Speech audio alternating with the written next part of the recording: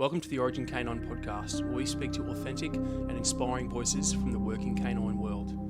Listen to this episode, subscribe to the podcast, follow us on social media, and go to origincanine.com. Enjoy the show. Welcome to another episode of the Origin Canine podcast. Today we've got our first Finnish guest on, first Scandinavian, Northern European. So we've got Mia Skogster.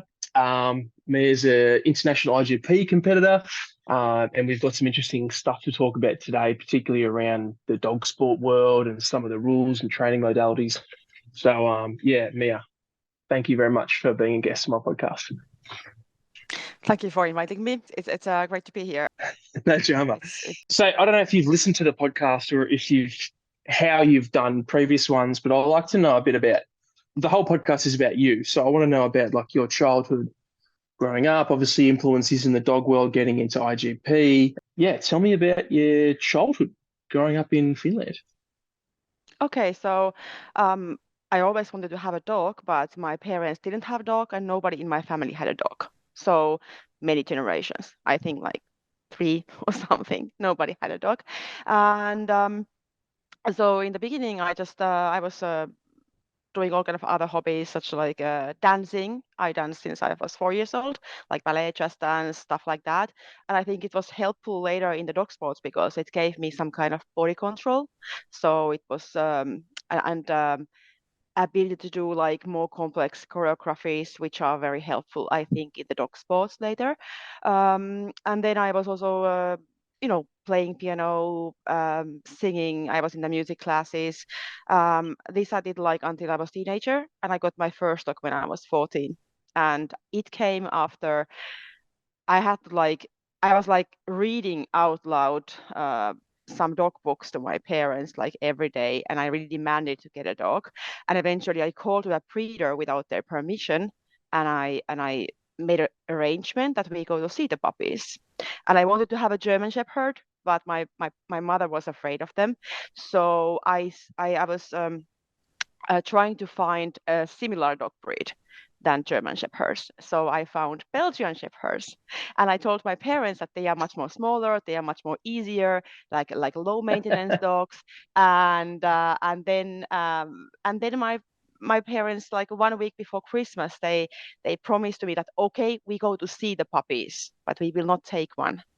And then we went there, and then my father was feeling that he can't leave without buying that pup for me. So he bought the dog for me. And my mom was all the time complaining when we were driving back home that, we have to bring this dog back. We cannot take it, right? And even during the Christmas days, she was still keep on complaining about that, we can't take a dog. We have to bring it back. And yeah, and this dog, I trained it to become a working champion in searching trials in Finland, international sports. And I placed later 3rd place in the Finnish championships with him. I also started IGP with him, but he was from show lines, so he didn't have that good grit behavior and the courage like working line dogs would have. But he was a very nice first dog. I'm happy I got this kind of dog as a first dog because when you are 14, it's maybe not the best get like 40-kilo Malinois like from the best working lines perhaps. But those times in Finland we only had show line dogs. We didn't have actually working line dogs, or they were the years we got the first working line dogs from Belgium, but only very specific people, I think, knew about them. So not generally. So this was basically like my childhood, about like my hobbies and everything. But I think that the music helped me later to use my voice very well with dogs, so I can use different praise voices, and I have been also a little bit touched in the theater world, so it's easy for me to perform like in front of the audience, don't care about them. And also I think this dancing has been super helpful for the body control. And I think a lot of good dog handlers have some sports background, so they are able to control the dogs, like they are able to control their body and control their body language, and that makes it easy to communicate with dogs. So this is a little bit like my background. Yeah. And what's life like in Finland? Obviously, Are you so far north that the sun does sunny for half the year, then dark for half the year? Or are you guys mostly like day-night regularity? Oh, we have exactly this way, like we said first, that we have half, I would say, half of the year we have dark. So we have cold weather, like we have still snow and the darkness. In wintertime, the sun is rising usually maybe 10 o'clock in the morning and it sets like 4 o'clock. So there is very less sunlight.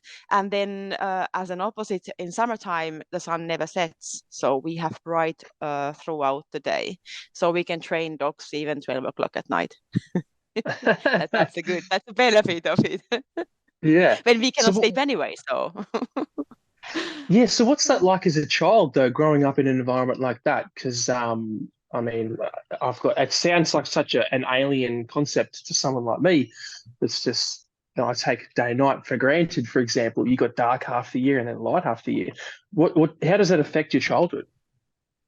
I think the one thing how it affects is that we don't have so much outdoor how to say festivals like for example they have in the southern Europe, or I could imagine they have in some warmer states like in Australia. So we don't have so much these kind of happenings, except of course in summertime.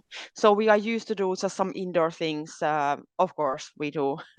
We go hobbies always inside. We don't have so much these kind of happenings where different, I think, generations also meet, like some carnivals or parties like that. So we usually have just something for children or something for teenagers or something for the elder people or the boomers. So this is how it goes.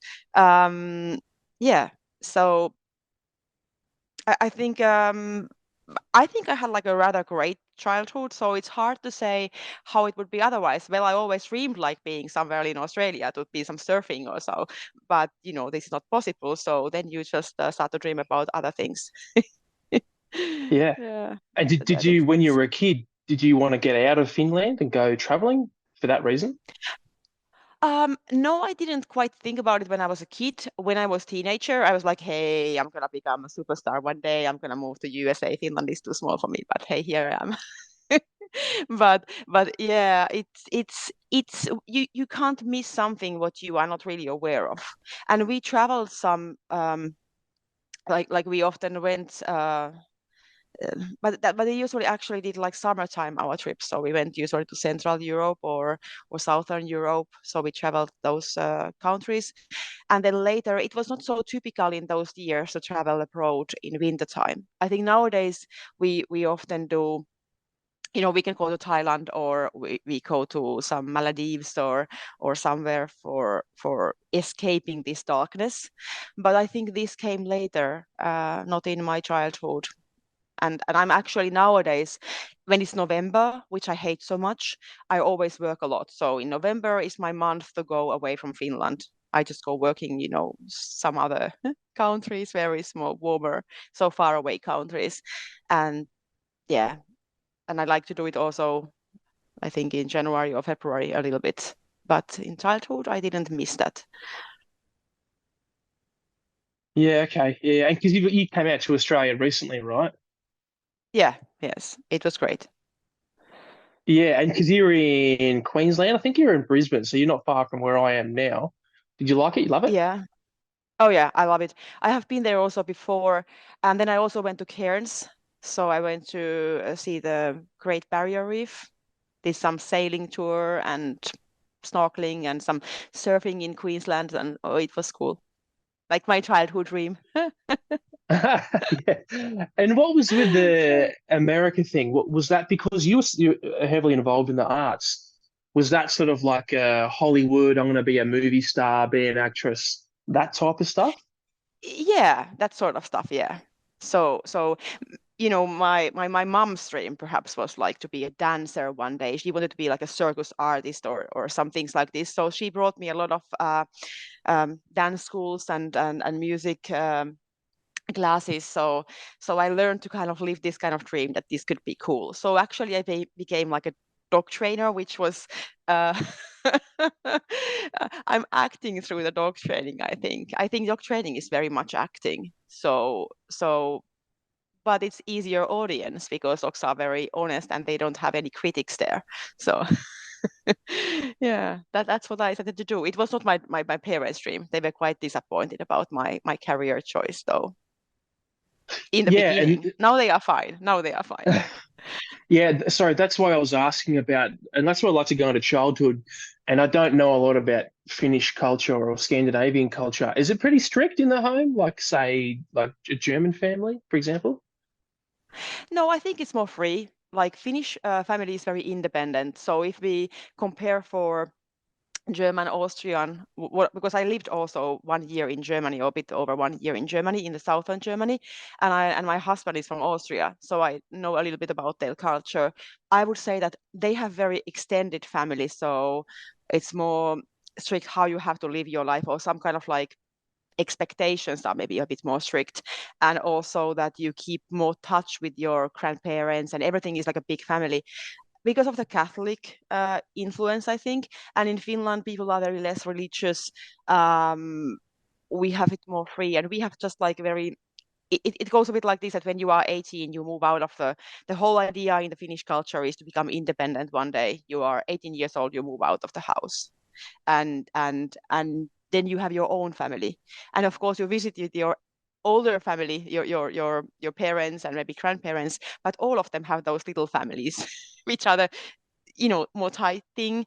And I think we can even see this a little bit in raising a child, that my husband is more he wants to be more like he wants the child to be more dependent on the parents, and I'm more like, well, the whole goal is to give them wings and let them fly one day, so make them more independent. So I think this is a little I think a little bit different in these cultures. I don't know how it's in Australia. Australia Yeah, is I'd so say big country. uh, I would say Australia's probably similar in the sense that we like to create more independent people. We are, as a collective society, we're not so like family unit based, if that makes sense. Like I yeah. hardly ever talk to my family. Not because I hate them or anything, but I just am so independent. I just do my own thing. And it's interesting you talked about raising children, and I've got a daughter now. She's 2. I've got another one coming in about 6 weeks, and we're already having these conversations about, oh, when she's older, what, are we going to do this or are we going to do this? Do we want to protect her or do we want to let her be independent and make mistakes? So um, it's interesting that you said that before. You were like, got to train them to fly, sort of thing. And I'm like, oh man, she's only 2, but I'm not ready. Yeah, and like I moved out when I was 16 from my home. Yeah.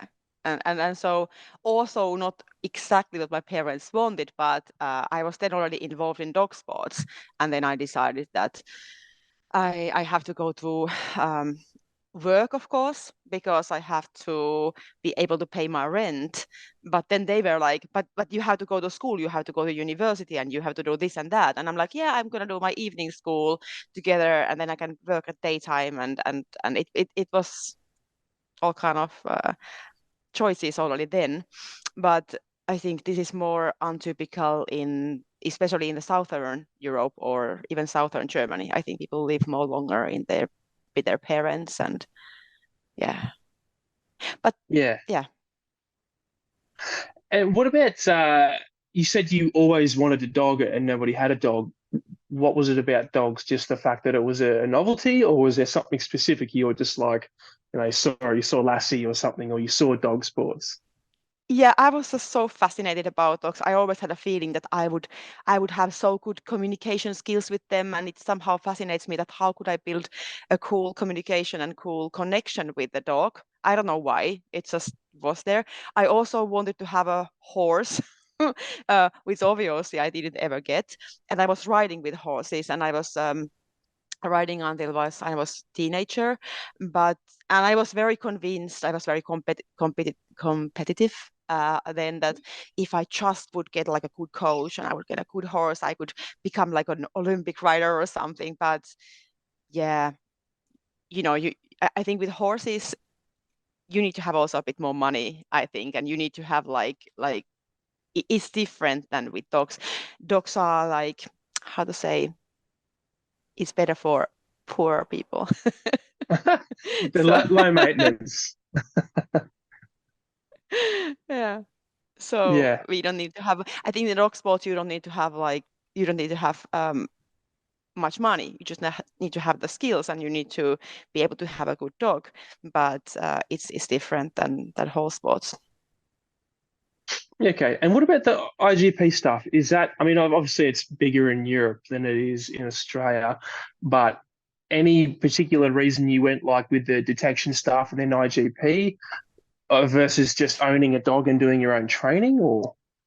IGP was the only international sport you could compete, which was available in my country in with the dogs. We also had agility, but it was not working dog sports. So we didn't have that time monitoring or um, any other sport where we could compete internationally. So we had the national sports, as like searching, tracking, these kind of sports, and then we had IGP, which was like the king of the sports. So of course that was intriguing me to start, and I wanted to go to World Championships one day.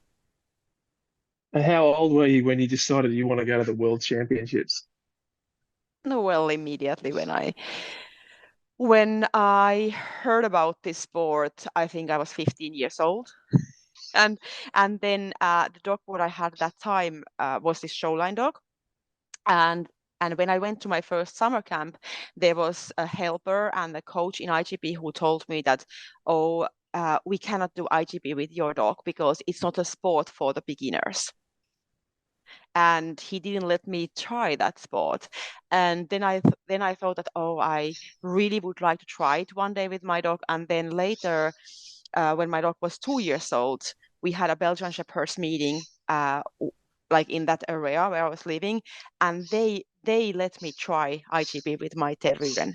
And then there was one judge who was like, "Oh, you have a really talented dog for that." He just wanted to encourage me. Of course, he wasn't that talented, but he was, barking well and praying well. The toy, the grip was whatever, but we don't think think about this. And then I decided that my next dog will be from working lines. I actually still was thinking about working line German Shepherd, that it's gonna be working line German Shepherd, and then I'm gonna, do only IGP sport with him. But then I heard about the working line Malinois, and we got some really, really exceptionally good ones to Finland from Belgium. And I decided that, okay, I'm gonna take a pup from that combination. They repeated one combination, and then I'm like, okay, that's gonna be my breed. And what And about if I this have my first, first? yeah, Oh, yeah. sorry, please go ahead. The one thing I remember that they in when my showline Tervuren came or placed third place in the Finnish championships and became working champion in this sport, and they interviewed me to the Belgian Shepherd magazine in Finland, and they asked me my future goals, and that time I already had a Malinois puppy. And I wrote and I really answered them that my goal is to train the next dog to a world champion. And that was quite bold because it also pushed me so much pressure that I have been so loud and I have been saying these things a lot, openly, that I actually have to do that. And then the next Helge, when I got him, I trained him to become a world champion. So the Yeah, dream became true. Yeah. it sounds like from a young age you were just like shooting for the stars. You were like, Hollywood movie star, world champion IGP from 16, or, sorry, 14, 15. And I was 15 until about 35. I had no idea what I was doing in my life. I'm 35 now. Yeah, but the same was like with me, that when they asked me, like when I was 15, like what you want to do, I never wanted to. I didn't have any particular regular job in my mind. I didn't want to become a doctor or lawyer or hairdresser or something. I'm like, I just want to be something cool, but I didn't know exactly what it would be. But I know that it has to be something, you know, and then the dogs became my passion when I was 15. So yeah, so that's how it's maybe, my really childhood dream first when I was very young, like 4 years, I wanted to become a princess. But then I realized that you can't become a princess. That's not a real job. So I had to It's change that. it's not a real job, but it's a real thing. That's not a real. And especially a Finnish princess doesn't exist. So yeah, you have that. My parents like gently told me that princess is not a real job. So, but They actress told or dog trainer can be. they told you that at 4 years old? Yeah, but Oh, okay. so, yeah. Yeah, I'm sorry. The question I asked was, did your parents Sorry. tell you when you were 4 years old, they said, Mia, a princess is not a job? Yeah, they kind of gently told me. I think I don't remember that so well, but I think my father was a bit like, mm, like you should, you can become princess when you born like a princess, like in England or Sweden, or you have to marry a prince, but the prince never came. The white horse. So yeah, I have to change the plan. That's brutal. At that's four that's years old. brutal. Yeah. Yeah. Mm. Uh, hey, I want to hear a bit about this first dog that you had, and then obviously doing your detection trials, and then trying to get into IGP. What sort of stuff were you doing back? And I'm sorry, what decade is this? 90s, early 2000s? It's like the late 90s and 2000. Um, I this sport, which we have this national sport, it has the same obedience than IGP. So exactly the same. So like IGP1, IGP2, IGP3, we have the searching 1, searching 2, searching 3. So same 100 points in obedience. And then instead of tracking, our dogs are searching people from forest. So I go like in the middle line and I'm like sending my dog to the right and left. And it's a bit like a rescue type of sport, but it's more competition type. So we have more strict rules how the dog has to run like straight line, make a little box there, come back when I call him. And then we have people hiding either under the ground or in some blinds, or there are like two people who are hidden and one person who is not. And this is 170 points. And then the 30 points are coming from searching articles from the forest. So we have 50 meters multiplied 50 meters, like 250 square meters area. And there are 3 articles hidden. Or that time it was 3. Nowadays they have 4. The rules have changed. And we had 5 minutes time. So the dog has to find those 3 articles in 5 minutes. And then this people in the forest, we have 20 minutes time, and it's 300 meters long and 100 meters wide area, and the dog has to find those 3 people in 20 minutes, and he can either bark at them, so he can bark and indicate them, and I go there and take my dog under control, and we continue the program, or the dog has a little tag like hanging in the collar, and when the dog finds the helper, he will take this tuck to his mouth, brings it to me, I put a leash on that, and then we go together and I will show to the judge where the person is, or the dog will show it us. So that's the sport. But obedience is the same than IGP. So it was very easy to jump to IGP. We just have, instead of searching people, we have tracking, and then we have protection. Yeah. That's a really like intricate, involved series of like scenarios, and that takes a lot of training to do each of those. Like particularly the casting, for example. As a 15-year-old, what were you doing? What did you know about training in order to do that, or you had a lot of help? Oh yeah. So first thing was that when I was 15, I was starting with agility with my dog. And I started when I was 16. I was introduced by this sport. So I started this sport when I was 16. But I so sometimes my parents, they drove me to those places because of course I didn't have a car. And then in our searching group we have other young people there, like young girls and young boys, but a little. Some of them were a bit older, so they had a car. So we just put all our dogs in the car, like in the same car, because those times we had like collies and Scholleinderwürens and some German Shepherds and Briards and different breeds, but they were more social, like they were more used to, just we could have 4 dogs in the back of the car and without any boxes.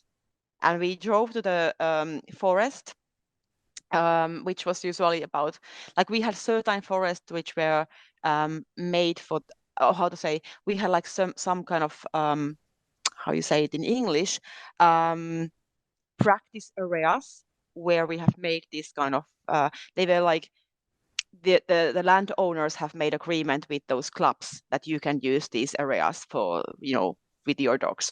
And so we have built there this kind of searching area, like with those blinds and boxes where the people can hide.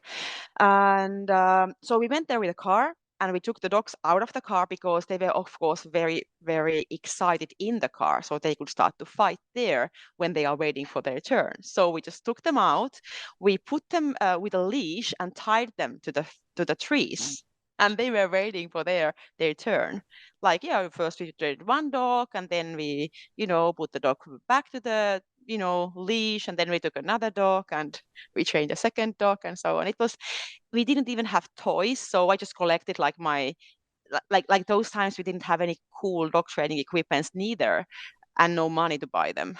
So what we did was that we just took some old clothes and we made some, from jeans. We just made like my puppy was like my dog was like biting for the jean trousers and some parts of them. Or I collected some old tennis balls from my father because he played tennis. They didn't, jump so well anymore, but my dogs was liking them. So so it was a little bit crazy time, different time. Yeah, especially like late 90s, early 2000s. I'm sure that the training wasn't super, what we'd consider modern. Was it was it a lot of play-based stuff, or was it a bit forceful, like Bill Keeler kind of Um, thing? yeah, it was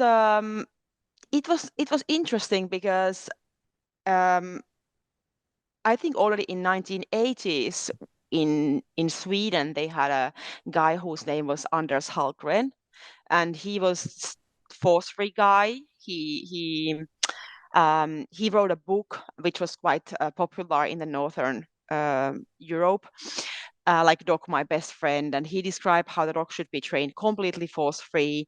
And I was very big fan of this guy. Because of course I read all the books what we had in library, because the internet wasn't that big thing, in those times you just couldn't go to internet and search anything. So I read all the books what I could get.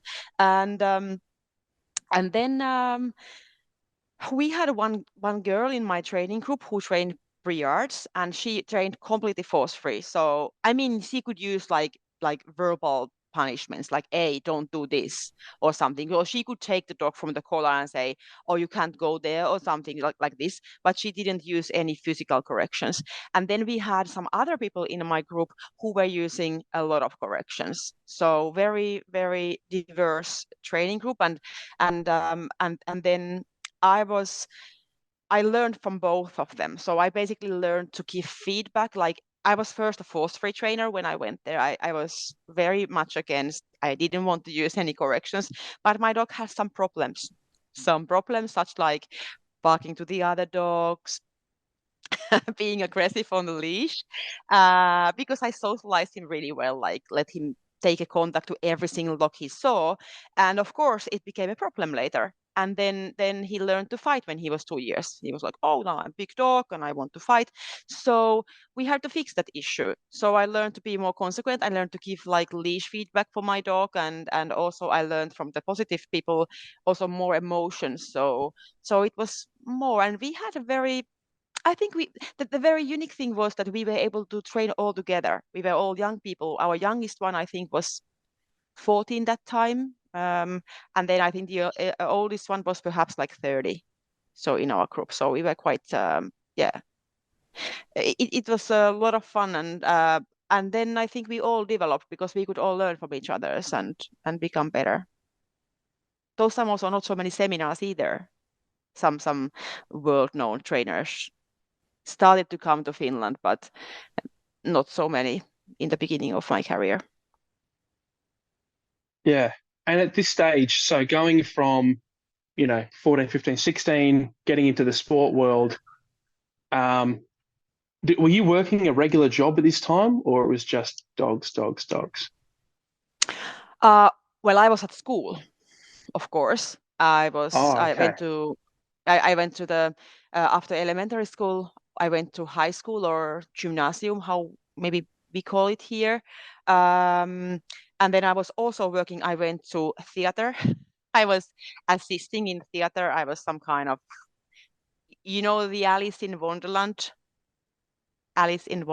this kind of Yeah. children play. Yeah. So that was going on in our city's theater. So I was there some kind of lobster. Yeah. And so we practiced the whole summertime without any money. And then during the autumn and winter, I got always money from those plays or shows when I was there. And then I also went to some how you call this kiosk to sell something. I was like always Friday and Saturday nights from 10 o'clock until 4 o'clock in the morning. I was selling burgers and hot dogs and stuff like that. So I was working there during the weekends, and then I was at school and then training dogs. So my free time went really much for training dogs. And I was also playing that time piano in conservatorio, which I later stopped because I have to make a choice. I would need to play 3 hours per day, and I didn't have a piano in my apartment, so I have to. I mean, at my home I had it, but I have to go from my school to the music school every day and play with their beautiful flügel, I don't know, grand piano there.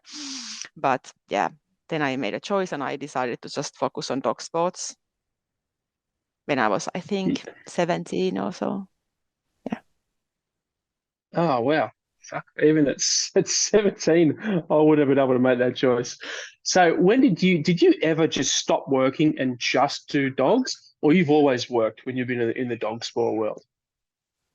Well, this happened when I went to my first World Championships, 2007 in France, and I was there. I became vice world champion in that competition, and the French people invited me to give a seminar in France. That was my first seminar abroad, and after that, I was still working during that winter, but I started to do some seminars in different countries at weekends. And then I asked holiday or vacation from my em employee, how you call, Employer, my yeah. working place. Sorry, my English is not so good. Yeah, I asked a vacation to my next World Championships, 2008, and this lady told me, "Oh, you can't have that. We cannot give you a holiday in those days." So I quit my job. I'm like, I'm gonna go See ya. there. I'm like, I'm so sorry. I had to quit my job, and at that time I was working in it was the Vantage, it is environmental center. I was a secretary there, and I'm like, oh, this is not so important, so I have to quit. And um, and then I decided that okay, I have to start to do now dog sport. Like I was, and that was the right choice. So yeah, I this was super important competition for me because there I made 100 points in obedience at World Championships. And that was very special because nobody has done that ever before in obedience um, discipline. And so I got a lot of invitation to give obedience seminars throughout the world. And so it was a right choice. So I just followed my passion and my heart, and then the dog sport became my occupation, my job. Yeah, yeah, and that's what I was curious about because I'm not like I've never competed in dog sports. In my mind, it's like a hobby, right? And even when you go to do like a championship, you might get a bit of prize money, but I'm like, can you sustain yourself? Can you tell me like what's the life like of a like full-time dog sport person? Um, well, for me, it was in the beginning. I started to do more seminars abroad, and then I also gave private training sessions in my home to people who wanted to compete in the sports. So I have just trained dog sport people, so not problem dogs or solve some behavior issues of the dogs. I have just helped people basically to train better healing or make more fancy retrieve or that kind of things. That's basically what I'm doing. Um, and it has changed a little bit during the years because now we have also more online um, possibilities. So of course things have changed, and nowadays I don't do any more private trainings. I just do online. I do some online seminars or courses, and of course I wrote the book, and then I'm training at weekends. But basically, my days go very much in like planning my next seminars or answering some online customers or so. So it's nowadays more like this. But in the beginning, it was more real face-to-face training with people, and of course the seminars. And it's it has been super cool to be able to travel around the world. So very exciting to go to different countries. I'm always eager to learn something from their culture, do some cool things what is typical in those places.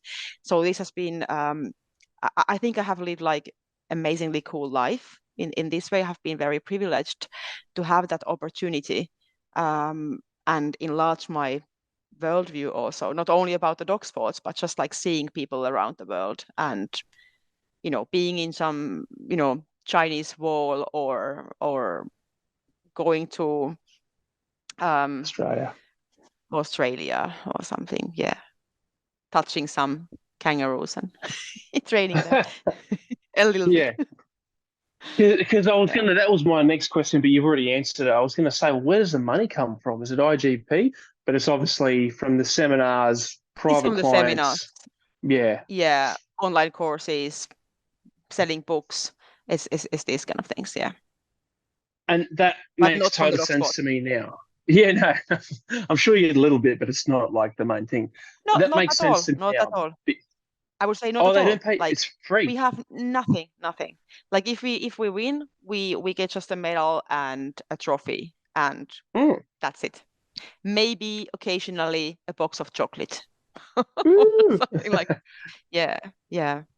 Of course, So we could have sponsors for sure, but yeah, it's not so common in our sport, I think, yeah, and to I'm have sure where even the money the comes. sponsors aren't like Coca-Cola or fucking Pepsi or something, right? No, no. Yes.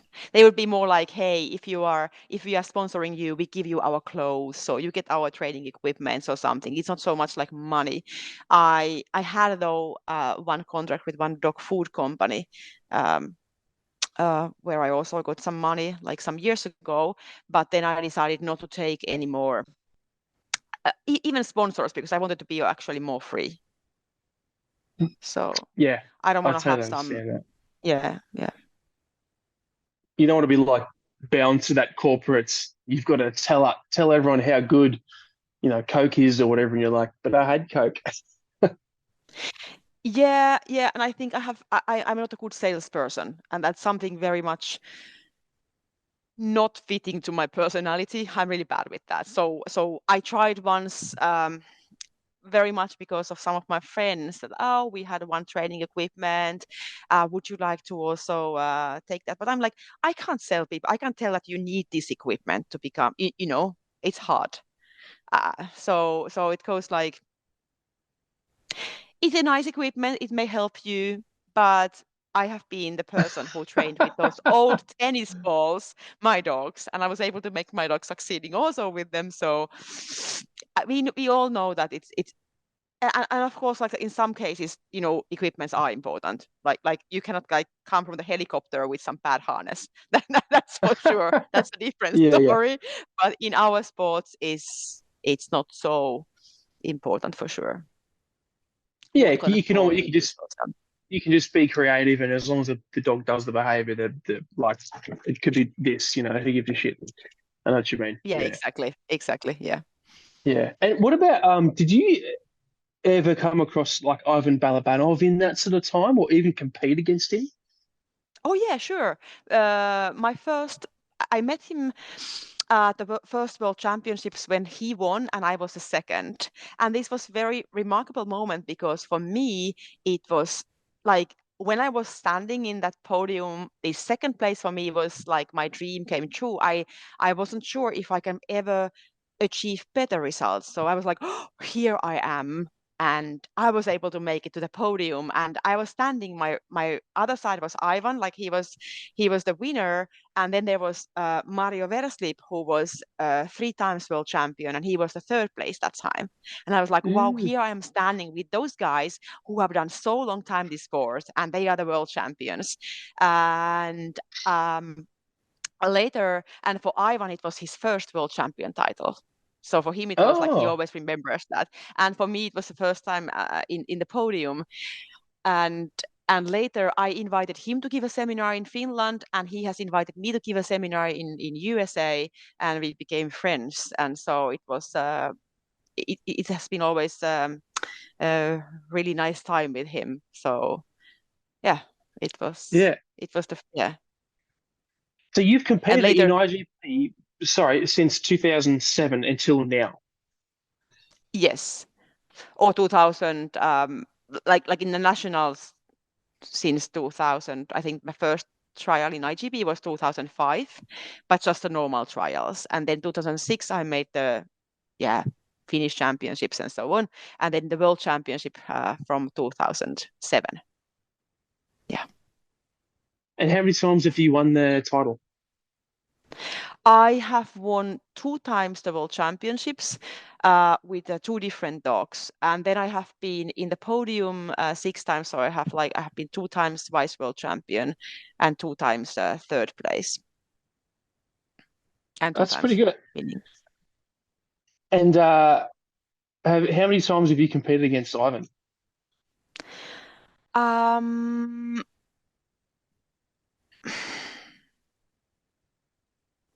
so I have to think. I think I'm not sure. I think he has been in most of those world championships where I have been competing, but I'm not sure exactly was he in all of them.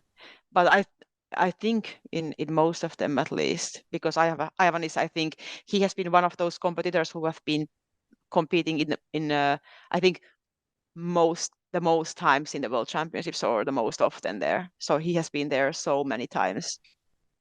So maybe mm, maybe 8 times or something like this.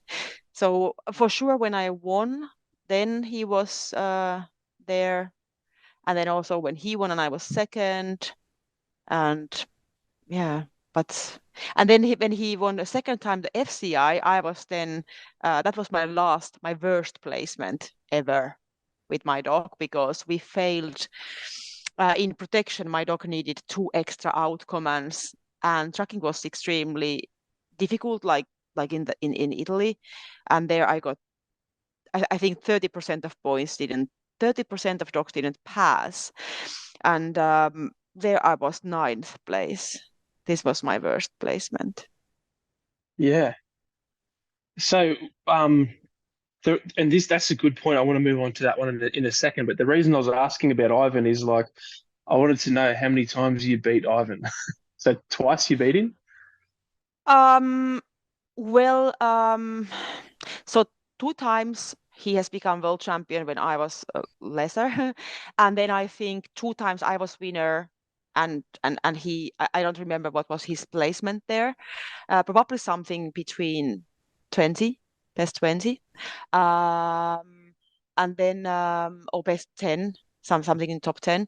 And then I have become vice world champion also twice, and he wasn't the winner in those competitions because it was Peter and the other one was, I think, and also when I was third place, he was not in the podium either. So I think I have been 6 times, maybe better than him, if that's what you asked. Yeah, yeah, kind of. Yeah, yeah, If that's what you asked, but yeah. but you know, but we have to remember in the World Championships that the point differences are so small. It's often also a little bit luck or something like this. So uh, whether your placement is second or third or or even first, it's the points can be quite small point differences. Once I was second place, so vice world champion, with the same points than the winner, and that time I was thinking that that was so close by, but so far away, because I got 97, 97, and 97, so 291 points. And the winner had 96, but then he went to the protection and he made 99. And because his protection points were higher than mine, he became a world champion. And I remember this because, I got a very small trophy and he got a huge one. And there is a photo reminding me every time, and I'm looking like this, and he's like, this is yeah, yeah. That's what I wanted to ask about is if you've competed for so long and you've obviously ranked extremely well for the majority. I was a bush turkey. What's when you start to not lose, but like when you don't rank where you want, maybe you don't get on the podium. What's that like? Is it do you take that pretty heavy? Um, I have been in the World Championships only 2 times, not in the podium. The one was a ninth place, and the one was fourth place. When I was fourth place, I did very well in the field, like obedience and protection was 97. In tracking, I was getting 90. Usually, it's about the tracking. The tracking is something goes wrong in the tracking, or in my case, it was the first leg. It was uphill. It was in Austria, and my luck was checking a lot. I think it's more, mm, how to say, you go home and you just have to try to train your dog to become better. In tracking, I always knew that it's hard. So I'm not that good tracking trainer, and I feel that I can't get my dog in tracking always doing excellent tracking. So I know my dogs will always find the end. They will always track, or they don't fail. They will indicate the articles or something, but there can be some difficulties in the surface, and my dog starts to check more and and so I'm prepared for this, like beforehand, that we never know about the tracking. We cannot be so sure. There might be some dog trainers who are so their passion is tracking, and they maybe are able to train their dogs always doing excellent, but that's not my talent in tracking. So I'm a bit prepared for this, but I think also in obedience or protection, I might be, even I would do good points, I might be disappointed about something like, that didn't function maybe that well. But yeah, it belongs to dog sports.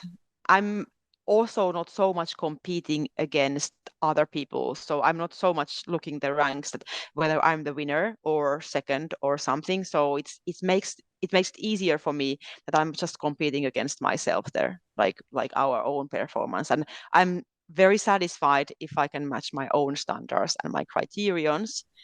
So for me, if I'm in top three, for me it's like wonderful.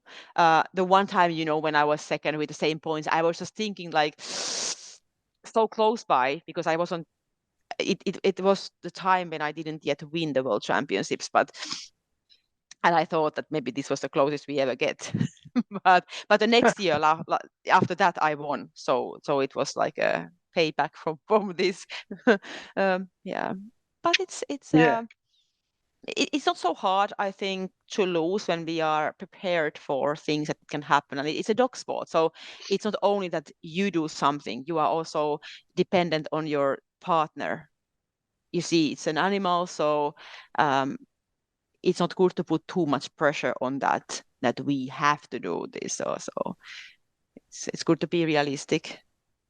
Usually, I'm more Yeah. prepared for the worst failures that actually happens. When I'm starting to count points before the trials, I'm like, if this goes wrong and that goes wrong and this goes wrong, if everything, all the bad things what could go wrong would go wrong, I'm ending up with the points 80.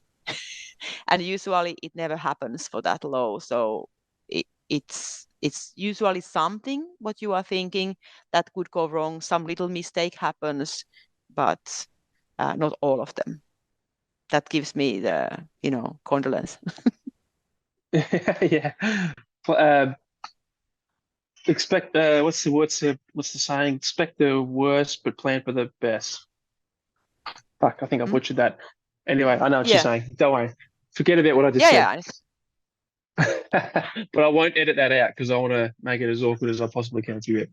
Um, so if IGP is, and this is just in my words, and correct me if I'm wrong, theoretically, it's supposed to be like a preparation for like a working dog to go to like a police unit or a military unit. Is that theoretically Yeah. what it's supposed to be for? Yes, it is. So the tracking would be indicating how well a dog can, or measuring the dog's qualities in tracking, that the dog is able to use his nose and focus under pressure, um, and and find the articles some thief has dropped down or so. And obedience, of course, the dog is, we can handle the dog. The dog is willing to engage and work with the handler, and of course in protection, that the dog has courage and yeah. So basically it's made for this. And I think that the sport could measure. I mean, when we train our dogs to this sport, the same. I mean, when we have a good dog, the good dog is a good dog no matter the sport. So he can become a world champion in IGP.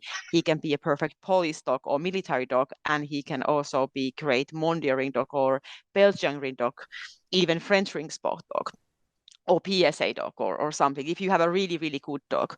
But then the bad thing is we don't have so many really, really good dogs. so so we have dogs that have different um, how you say, pros and cons in their personalities, different personality traits, and some traits that are really needed for a good police dog. Maybe that the same dog, so we can have some dogs who can become really good police dogs, but wouldn't perform well actually in IGP because of something like a grip behavior or something. And then we can have another type of dog who is too nervous to become a really good police dog, or a little bit too insecure. He actually doesn't have like that much courage. But when you have a really, really good handler, they can make this dog to become a champion in IGP. So certain things like this can be, or we can have like it can be in any sport, even in KMBV, it can be in Belgian ring sport or somewhere else too. That yeah. So if you have a good if you are a good handler, you can hide some things, and and same dog maybe is not suitable for all sports, but in theory, the really good ones are. And I have owned a few ones that would be great for all purpose. Yeah. And obviously, I'm sure like as time goes on, IGP is siloed. It's its own thing. It's a sport. People do it as recreation, and then there you've got your police, your military, working dogs, and each have got your own style. How often, at least in your experience, have the two worlds sort of met, and then maybe you've been training some police dogs or talking to some military units about what you do and the crossover there. What's your experience been in that way? Um, well, in my country, they cross a lot, and also in Europe, because basically all military dogs here, all police dogs here, or 99% of the dogs, they are bred by civilians who actually breed dogs to themselves, to the sport. But then they sell some puppies to military or police. And so they cross a lot. But if I compare the time 20 years ago to now, we were very lucky. We had exceptionally good dogs in Finland in those times, and I think that the quality has come a little bit lower in the recent years in IGP, because people wanted to, or judges wanted to see, and the general idea was that the dogs must be more happy and show more happiness in their performance. And because the trainers were not that fast evolving, and okay, they tried, but they tried to choose dogs that are faster, more nervy, more flashy. You know, the dogs that have very high food drive and are very eager to work. But they also selected dogs for breeding who were more impulsive and have thinner nerves, which are, of course, not the ideal dogs for military purpose. At least in Finnish police, when I talk with them, they always say that, they need to have a dog who is silent. So if you are in a mission, you want to have a dog who is not showing off himself, who is like, or some screaming or loud or vocal or something. They need to have a dog who is completely silent, but and being able to wait his turn for hours. But when that moment happens, he needs to have the real drive to also bite a passive person, or getting super high, like in prey drive, and also have a good aggression, sure, too. But it's a little bit like a different.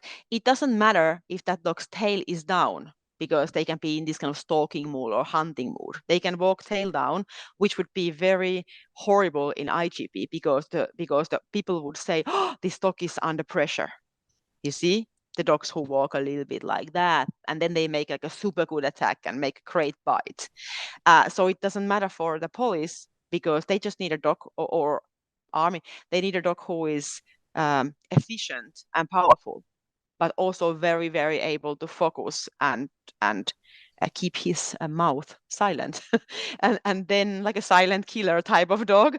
And then in IGP, these kind of dogs who do this, nobody wants to breed them, because I mean, if the dog has this kind of stalking behavior and locks himself, because you will lose points. They say the dog is feeling bad, really feeling pressure or something.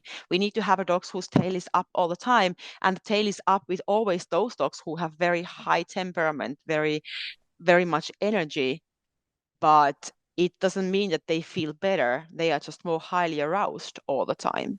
Do you see what I mean, or where I'm getting to this? And Yeah, now exactly. people have Yeah. Yeah, and now they have realized also in IGP that actually our dogs have become a little too nervy, and some judges have talked about it, and they have said that we actually want to see dogs who just don't want to have all the time the ball. They don't work for getting the ball, or work for getting the food, and be whiny and say, oh, I want to have my food. If you don't give this to me in the first 10 steps, I start to be vocal. So now they actually have been thinking about this, that hey, we need to reward dogs and give points only for those dogs who are silent and able to focus and not getting stressed when the reward is missing. Yeah. So and I think this is a really good thing. We have to give attention for this when we are breeding dogs, because soon we just have a lot of dogs that are not even able to perform in our sports. Plus, they are not suitable for the military purpose. Yeah. So you guys Yeah. still, obviously the breeders do their own thing. Do you guys still theoretically take a dog, train it in IGP, and then the police come and go, I like that dog, and then you sell the dog? Or does that not happen No, anymore? because in my country they buy puppies, Okay. so they buy always a puppy. So sometimes they also buy adult dogs, but usually the problem is that people are not selling the good dogs. If you have a really good dog, you most Yeah. likely don't want to sell it. So that's why they buy puppies, but they come from the litter and say, hey, they want to see how our dogs are working. Like so how to say this? We started this kind of program now with the police, some police helpers, and we call it a canine test. And the idea is there that we can bring their dogs to this test who are trained for either IGP or monitoring. But it's a bit more designed test for the military purpose. So we first test how the dog is moving in different surfaces, in different buildings, how confident the dog is there without any playing or any rewards. And then we test also their protection first outdoors, and then we go indoors, and also there without equipment, the helper comes to threaten the dog a little bit. Then he gives a bite in a slippery floor, brings the dog bite close by the walls, which can cause some stress for dogs who are not prepared for this. And also if you don't have if the dog doesn't have good genetics. So because of course if you go to narrow corridors, the walls can fall down a little bit in dogs perspective, and if the surface is not so stable, it's slippery or something, if we have some staircases there, it's more difficult for sure. And then we can see more differences between the dogs, and we can see how confident the dog is, how nervous the dog is, how well the dog bites in different surfaces and in darkness and so on. And so this has been very interesting, and the goal of this test is to give more information for the breeders, what kind of dog they actually have, and would it be suitable also would the military or would the police buy them. And then also police and military, those buyers from them, they get information what kind of combinations are coming, so what kind of dogs we are using for breeding, so we can bring our breeding dogs there, and then they get also more information, because so far they have only seen our dogs on the field, on the competition fields, and they have to make their decision based on how well our dogs are performing in IGP. And that's also giving them some information, but now they get a little more information also, and they can be the testers themselves. So it's a little bit also, maybe even giving some extra additional information for them. And I think this is really cool that we can do some cooperation such like this. And also they can bring there some military dogs too. So as civilian breeders, we can see that, hey, there is a really good dog in Finnish army, or there is a really good dog in Finnish police. I would like to use this dog for breeding. So instead of always going to use the competition dogs for breeding, because we would need all good dogs for breeding in order to keep this breed good. Yeah. And it's interesting that you've decided to link up with them and talk about like what they need so you can help the breeders and the trainers. I feel like in Australia, in my experience when I was developing dogs and a bunch of people I've spoken to, there's a lot of frustration here that they don't really know what the different agencies want. They might get told this one wants this standard, this different agency wants the other one, but I don't think there's any real cohesive, hey, this is what we're looking for sort of thing, train for this test in inverted commas. So do you find that, does that help with like the conversion rate? Does it help dogs get through the program if they're bred for it better? Yes, and I think it might be so different, because in some countries, I don't know how it goes in Australia, if your agencies buy dogs as an adult age, so they already would need to have some specific training for that, or it would be helpful for them. But in our country, they buy the puppies, so they can basically, they just get the good, let's say, the puppy Genetics, the who has potential. everything, who genetics, the potential, and then they can modify it to their purpose, basically. And even I think in Finland, what our general police wants might differ what the SWAT team wants, and how they will raise their dogs. They maybe need them a little bit different purposes, but generally what the police have told us, that their ideal dog is very much the same what is my ideal dog. So basically the best possible puppy what I would like to own and bring to the world championships would be also the dog what they would like to bring, or what they would like to have. So there can be some things like that as we always know this, that the same, like that's the certain ideal dog who has a strong drives, very good, very brave character, a solid character, good aggression, good prey drive, enough cooperation skills or engagement skills. Doesn't have to be a pleaser. I don't like pleasers personally, because they are usually not so confident dogs. Enough hardness, good in all environments, no big fears of some surfaces or something like this.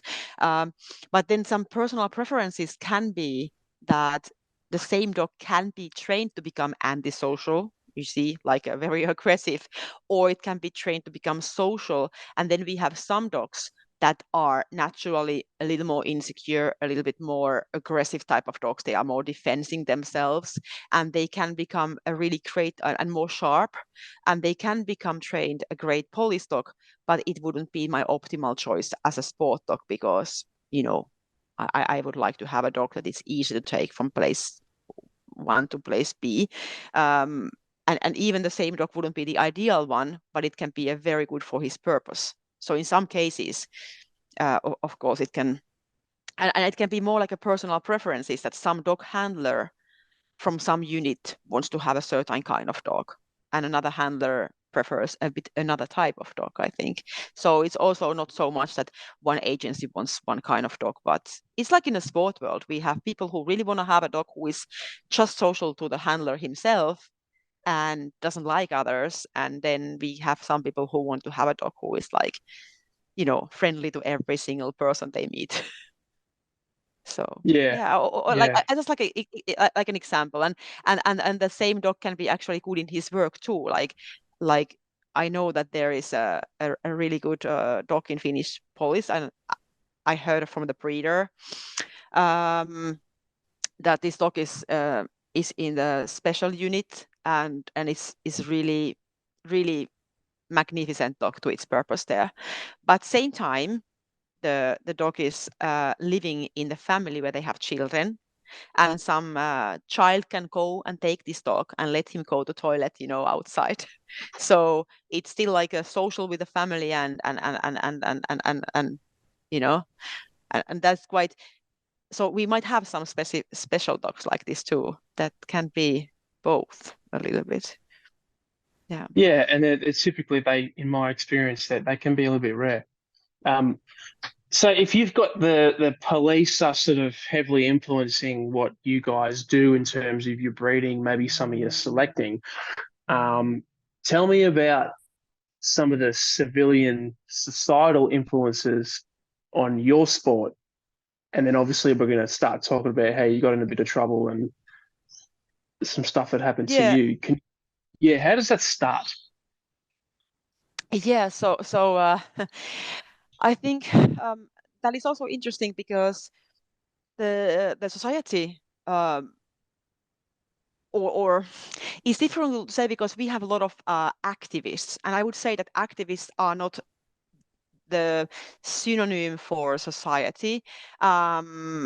And what is the general opinion about dog training? It can be different than what the newspapers are writing about, because often those who are the loudest ones, they get a lot of, they want to be loud. They want to say that everybody thinks that nobody should own a dog. You shouldn't train a dog. You shouldn't have dogs, or something. But I have to say that those general ideas, for example, this force-free ideology, which was very much presented by the activists, animal activists, is influencing, of course, our training methods. For sure, we try to train as positively as possible, but when we have a impulsive, big, strong dogs, no matter if you train them to any sport or you just want to have a happy life with them, you need to be able to give them feedback. You need to be able to give them some lines, that some normal education, that you can't bite people, you cannot bite children whenever you want, so you cannot rush from the doors. You have to learn to wait. You have some rules. Like we humans, we also need rules. So also dogs need rules, and these dogs are they are animals. They are big animals, and they are capable of biting and capable of causing a lot of stress to their environment if we can't control them. And so when we talk about working line German Shepherds, Malinois, all these dogs that are capable of rescuing people in difficult environments and a lot of stress and saving people's lives. And they are also capable of biting the people when needed. So those really, really good police and military dogs. But the same dogs, we are selling them to normal homes, or we sell them to sport people. So we need to be able to control them. So the society and this, they are saying, oh, you should only train them with force. Like you cannot have them in a leash. You cannot use a leash pop for them. So these dogs get us more stressed. They would be put down because you can't, they don't live even good life if you train them on that way. But then we are all the time very scared of doing that.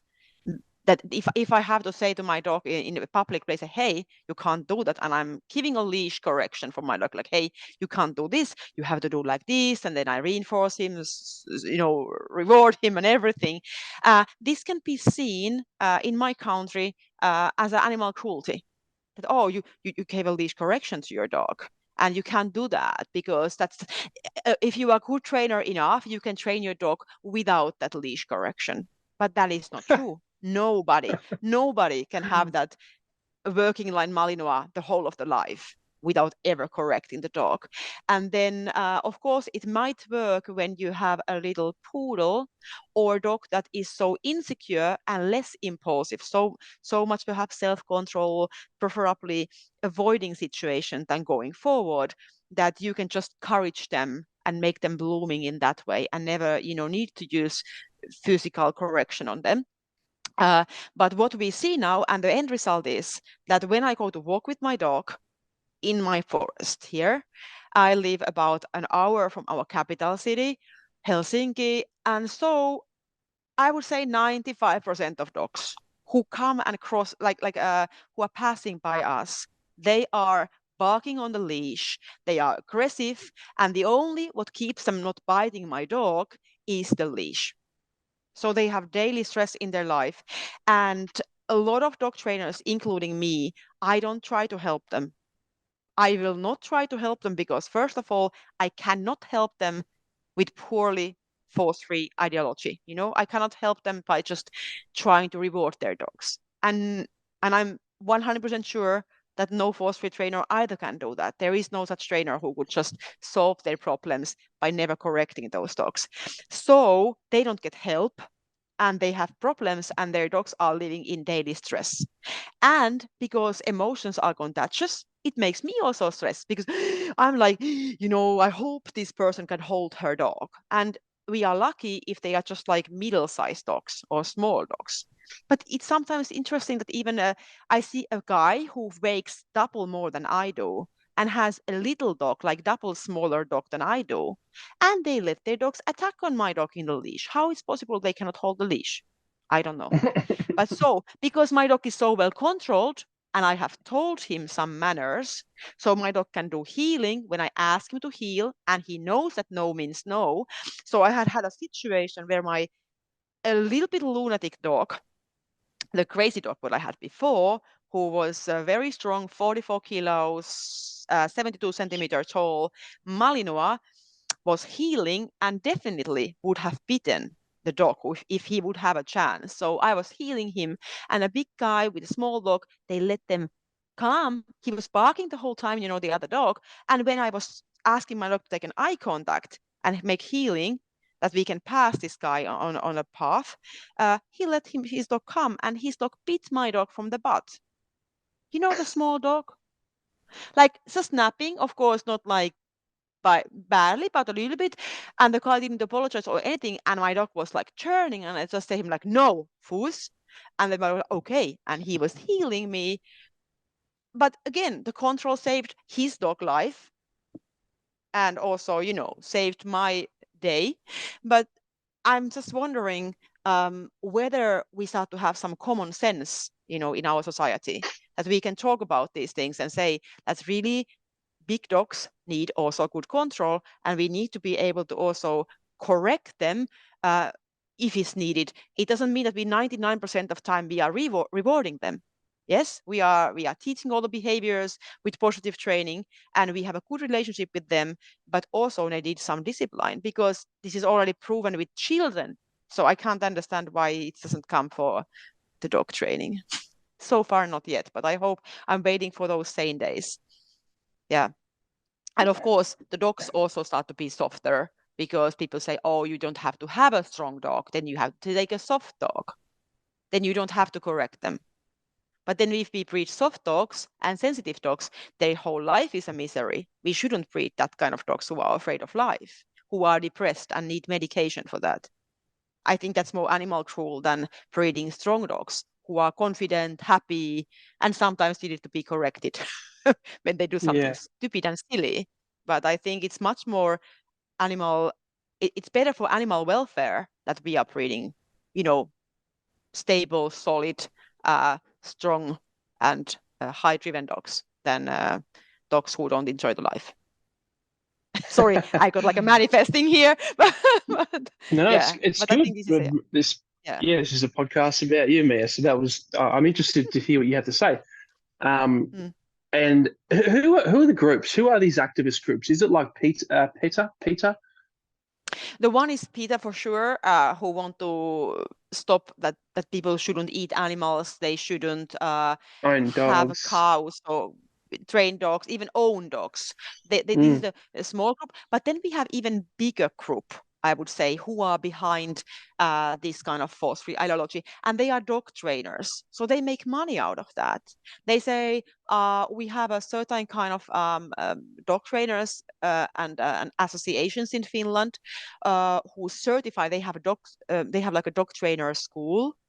So they are titling themselves that you are official dog trainer because you have passed this education for a few years, and when you pass this, you have to say that you will never use corrections with dogs. You just train them poorly, force-free, and they are like pet trainers. So they train mainly pet dogs, and they basically it's about the money. It's about power, I would say, that because they cannot prove themselves that they can ever train their dogs to do some great performances, or they cannot even train their dogs to become like a military dogs or working dogs or something like this. So the only way what is left is they can say that we train more ethically, and they have identified themselves as positive, ethical, modern trainers.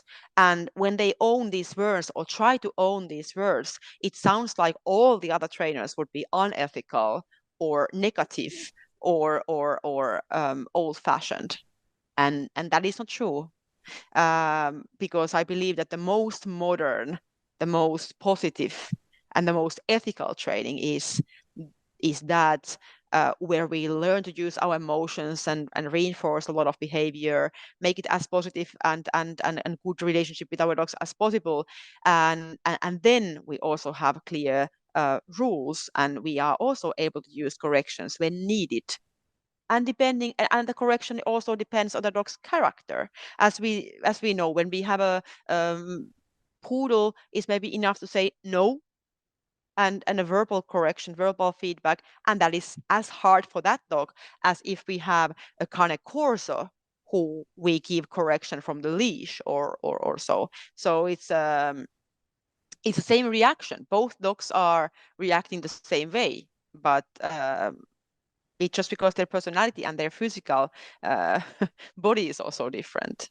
But so I would say that it's much more ethical training that our dogs have a happy life without stress, because the more stress they cause to the people, also the more miserable life they have, and people cannot take them to places, and they cannot give them freedom. They can never let them dogs out of the leash. My dogs are always out of the leash.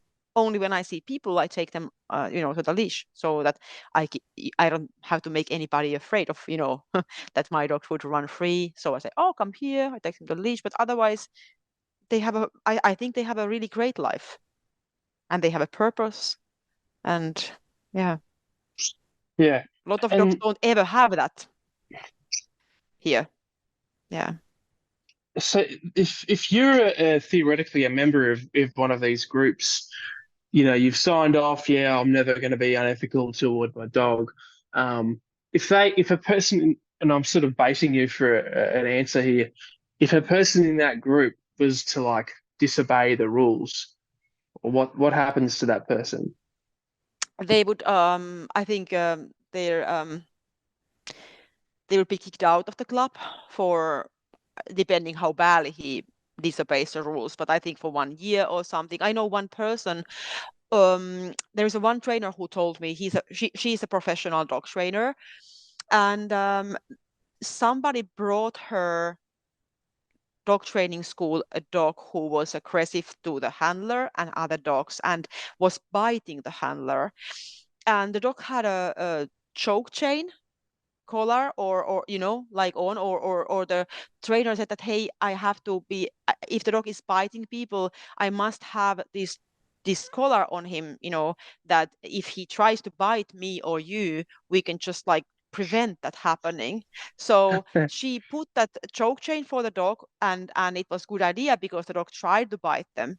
And so she was just able to like shortly just pull the dog up and say, you can't do this, and then just put the dog back on the ground. And otherwise the training was, what she described me very positive.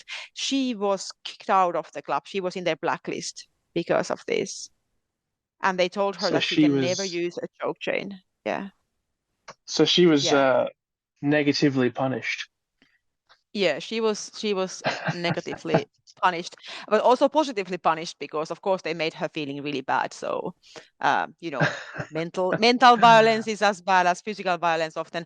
And then we also have our kennel club, and working dog clubs that has made now ethical agreement, and that is a more um, about certain tools, but also certain kind of training methods. So if I want to compete, if I want to go to any working dog trials, or be a judge, or a helper, or just competitor, I must sign this ethical agreement. And in this ethical agreement, um, I sign a paper where I say that I'm not using, for example, e-collars or prong collars. Prong collar is forbidden in the Finnish law. It has been since 1990s. But for example, e-collar hasn't been forbidden. But I think now we have a new Animal Welfare Act, or welfare law, where also e-collars are banned. But in the previous years, the e-collar wasn't forbidden. And in those times we have to make a contract that we are not using them ourselves. And also, if we see something like this happening, we have to report it to the Finnish clubs, with this Finnish working dog club, or they have a, so we have to like monitor what other people are doing.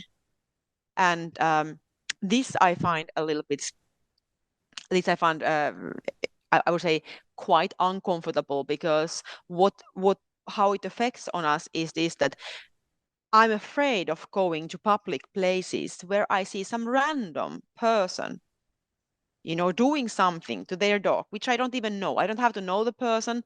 I don't have to know the dog, and I'm not a police. So I don't feel comfortable that I go somewhere and perhaps somebody is filming with their mobile phone this other person's training, and seeing me somewhere walking, passing by, and say, oh, she was there, but she didn't say anything, or she didn't report to anybody or something. So I don't feel that this is like my duty to do. I don't want to be like some kind of world police.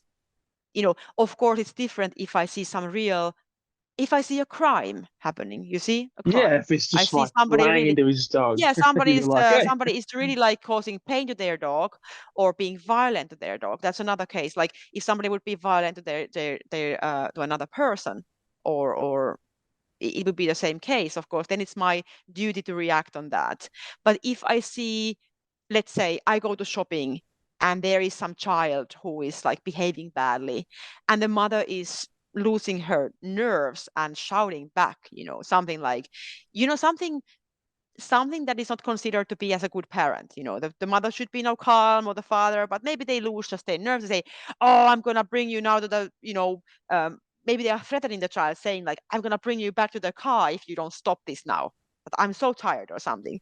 So I don't want to go there and say, hey, you shouldn't behave like that, in front, you see my point? It's not my duty. Maybe the mother understands it by herself. It's not that it's my job to do that. Or I have to yeah, now call to some childcare people and say, I saw my neighbor shouting to their child once. So, because yeah, it's also a bit human, it can happen. But if they have a good relationship with that child, and if you have a good relationship with your partner or with your dog or your child or your partner will not go broken if you have one time a bad day and you are shouting at something.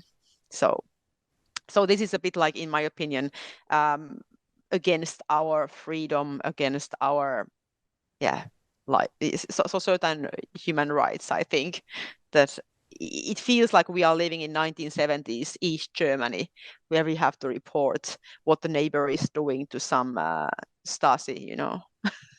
yeah. It's But can you also just say to them, be like, nah, go fuck yourself. I'm not going to sign your document. I'll do whatever I want. um, Apart from, breaking the law, can you just tell them to go fuck themselves? it's a nice idea to think that go fuck themselves, but the problem is that if I would do that, then they can tell me when I go to competitions that, oh, you can go back to fuck yourself and you don't have to compete. So I can't compete. So if I ever want to compete, uh, it's basically like I need to sign that agreement. So we Can are you start? forced to, yeah.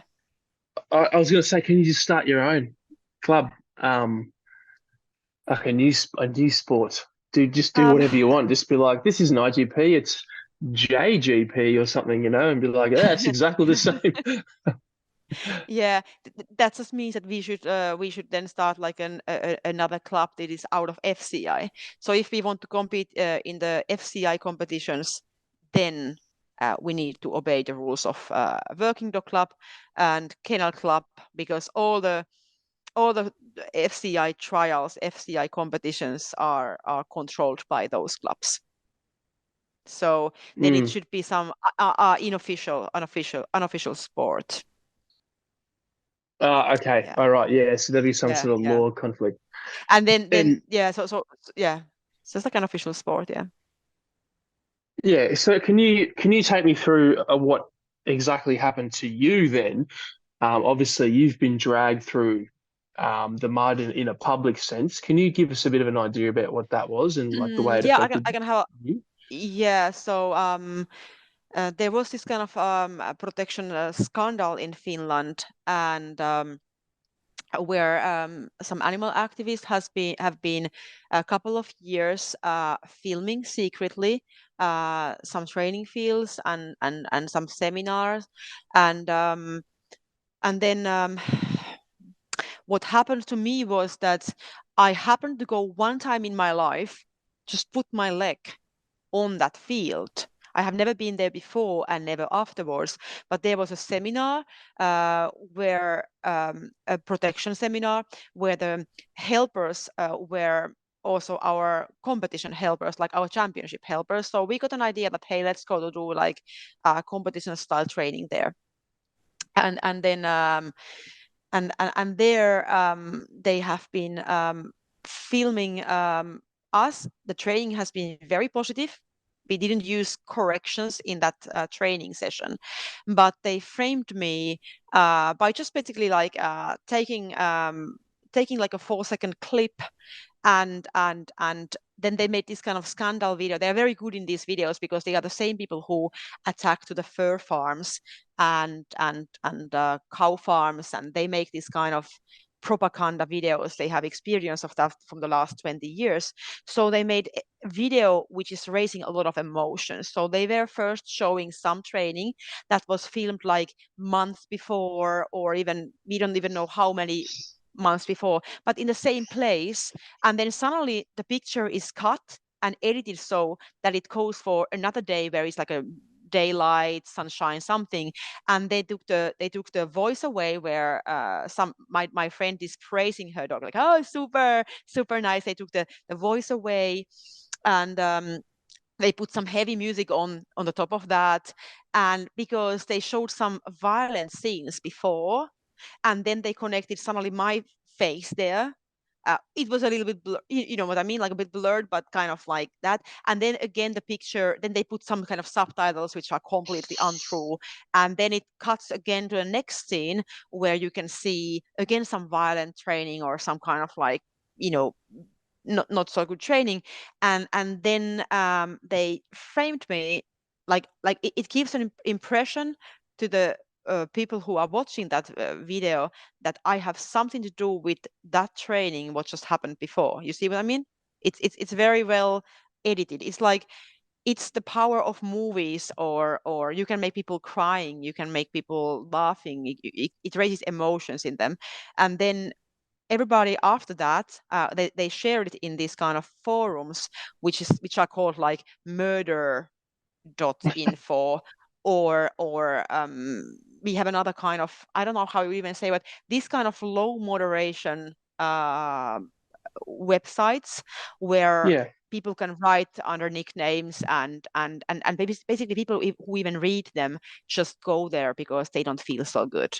I think so. And they shared my name and my address and my photos, and they wrote that she's one of those who are violent there, who is violent to her dogs. And basically they called all my sponsors, they called my book publishers, they go even to the bookstores where my book is sold, and they put like some papers uh, inside those books where it's written that this person is training her dog violently, and hashtag, and then they hashtag, you know, this website or something, you know, like if it has been like, it was crazy. And after that it was huh, people came to my plot like nighttime. They drove car here. They have been driving around my house in the so that we can see the spurs in the snow, like when we were not at home. But it was scary because, you know, I also have children, and they took photos from my plot, and this is a private property. This is a private house, a family house. It has been scary, and I got like death threats, and even I published like a couple of weeks ago a very nice Instagram video from normal protection work where my dog is super happy, energetic, enjoying the life. Somebody wrote there, for example, that this person should have been like some guy with his real name, that uh that this person, like me, this handler should be hit, like he was threatening me with violence, that I should And come and punch you. these are Yeah. the same people that are getting people to sign ethical agreements. Yeah. Basically, these are the same people who are talking about positive reinforcement, how dogs should be trained positive only, but the same people are so violent to humans and so aggressive and negative to humans. So I'm often thinking that how this negative approach, this hate what they have inside them, is channeled only to humans, and how can they even be so nice to their dogs, what they say, if they have so much hate inside them. I'm curious about this because it's interesting I think scenario. it's, as you know, I think it's bullshit. I think it's all bullshit. I think it's, you know, like when you meet somebody and they're like, "Oh my God, hello," da, da, da, and they're super happy, and you're like, you're way too happy all the time. Like, you must be a It's too pedophile fake. or a Yeah. murderer, or so. You're like, there's something wrong with you. You're like, you're just pretending to be that happy. I find those people are generally like that. They talk about it. They pretend to be this XYZ person, but they're not. They're probably a Yeah. total nah. And in my experience, they've generally been a narcissist, self-absorbed. Yeah, and maybe it makes them feeling, or is it somehow that that's your hobby, that you feel superior when you see that I'm the ethical one here. I'm better person than the others. Because if I think about generally people I meet, or even dogs, we all have um, uh, capability to do good things or bad things, and we are also feeling different emotions. In some circumstances, we can behave completely differently, and we have also different roles in different circles also. So it's a life of I find personally very hard to understand people who want to control so much what other people are doing, why they don't start from themselves. So Mm, so yes. when I want to change something, I can change it by doing something better. I can show the direction how to do it, and I can give you the free will to decide yourself. If you like my work, you mainly like to follow me. If you see, hey, you want to train your dog to do like cool healing, and then you see my dog doing cool healing, and many of my students' dogs doing cool healing, you more likely want to learn how I did it. But if I come to you and say, hey, you should learn from me how to train your dog to do healing, that immediately gets you like, why would I need to do that? Why would I push my method to somebody? I don't have to do that. So I also don't have to pretend to be a perfect person in other way and say, my dogs have better life than your dogs, or this is not a comparison. It's not like a, you see, it's somehow craziness that some people have so deep desire to control others, and maybe it's easy to take like animals for this as a how to say, mm, because people like animals generally. People say dogs are great. Everybody has, or so many people have dogs. So it's easy to say that I'm the person who does good things because I take care of dogs. But actually they just want to have the power. They just want to control others. They are a bit narcissist, I think. But they frame it Yeah. to be like an animal welfare. In the name of animal welfare, they do so many bad things. We can do so many good things for animal welfare, but if we would like to, but it shouldn't look like that. Yeah. Yeah. And are you familiar with Jordan Peterson? No, no, I don't know. Oh, okay. He's a Yeah. Canadian psychologist. He was big in the media for a long time, and he talks about Yeah. similar sort of stuff, but in like a political sense. And something that Yeah. he says is that he said that people who are often overly zealous when it comes to being, morally superior and whatnot, he said they're not actually nice people. They're resentful people. So they more than them being good people and wanting to be better than you, they resent you for what you are. Maybe a great dog trainer, you're successful in your business, whatever it is. Instead of them trying to be better than you, they'll just resent you. They'll bring you down and then Yeah. theoretically, without doing anything, put themselves up on this high moral Yeah. ground. And they could Yeah. theoretically judge you, but they've got nothing, like in the dog space, for example.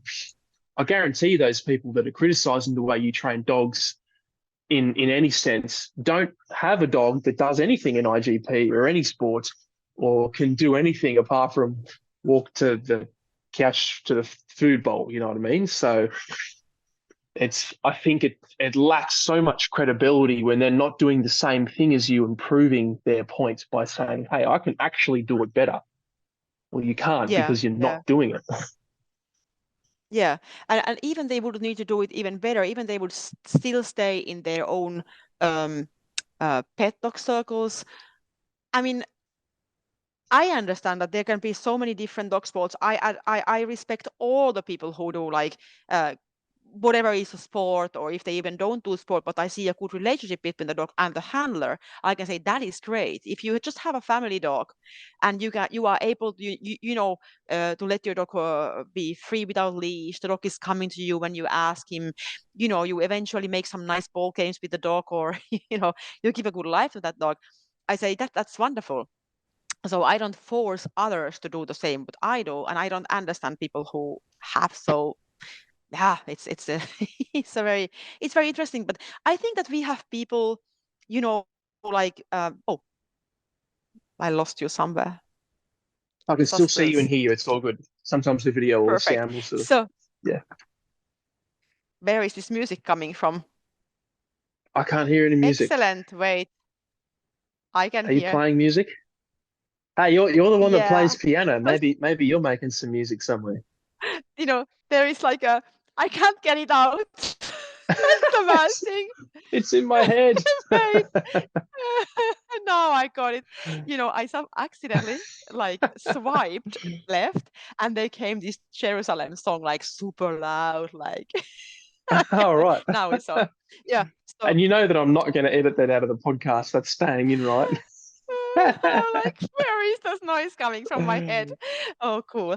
Yeah.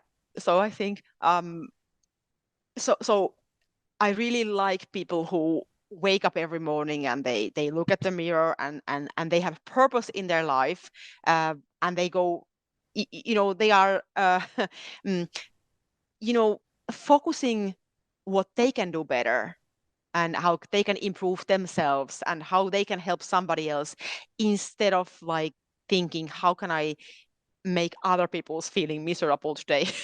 And so, and like, like the real life, I don't know, inspirations, there are so many inspiring people, but yeah, those people who do that, animal activism, are not one of them in my life. Yeah. Correct. Yeah. Hey, Mia, I've got two more questions for you. Yep. Um,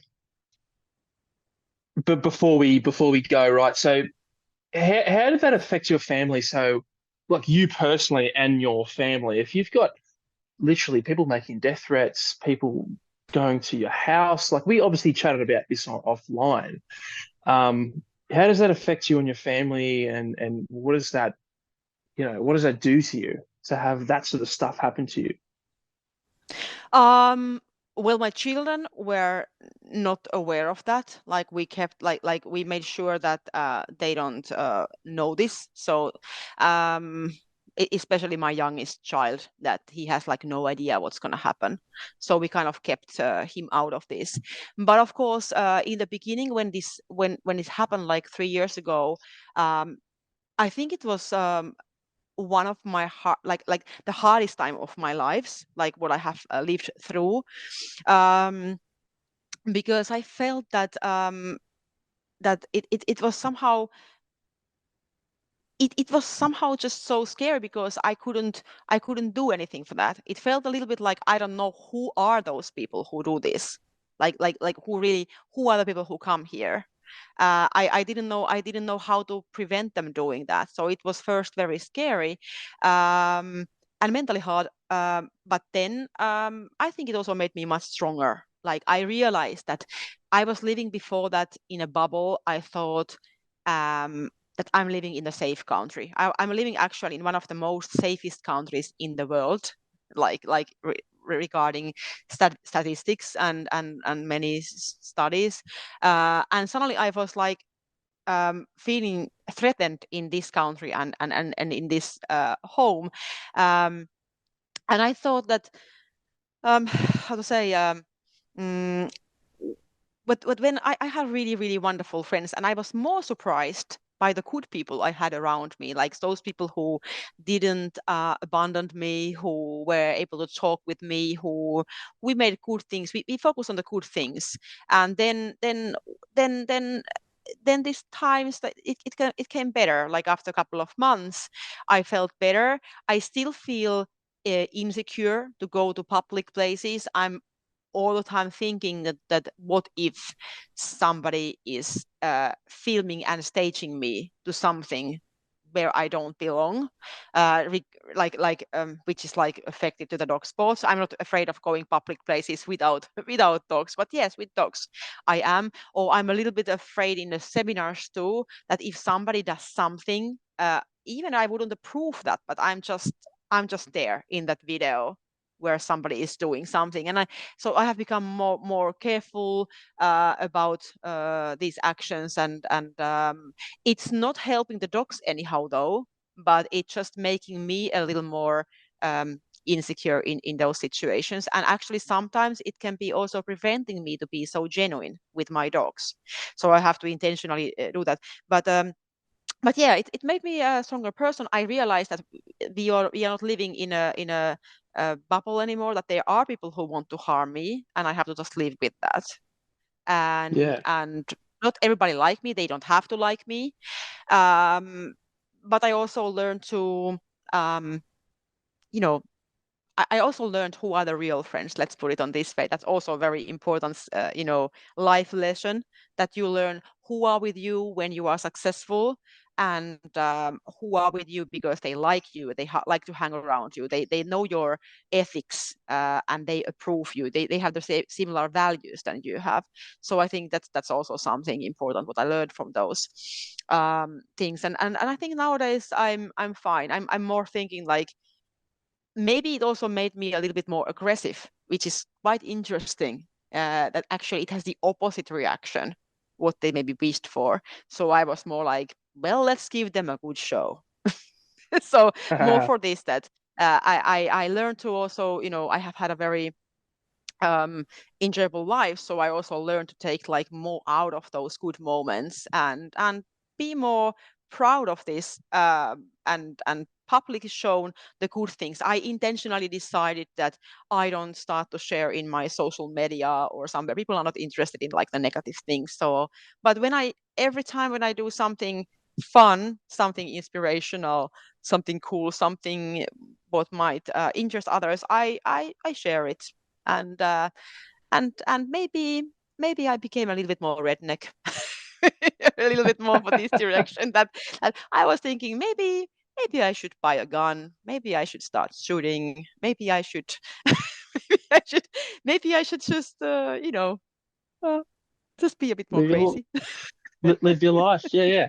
And isn't that the Yeah. irony? I mean, like on both sides of the aisle, whether it's dog training or socio-political issues, you've Mm. got these really fringe extremes, and it's Yeah. usually the fuckwits from both sides that'll make regular people like us go, well, I'll just be the bad guy then. Like, if that's what you think I am, like you're pushing me further that way. You're sort of like, ironically, I was totally happy just to sit here and live my life like a normal person, and you're the one that's like pushing, pushing, pushing, pushing.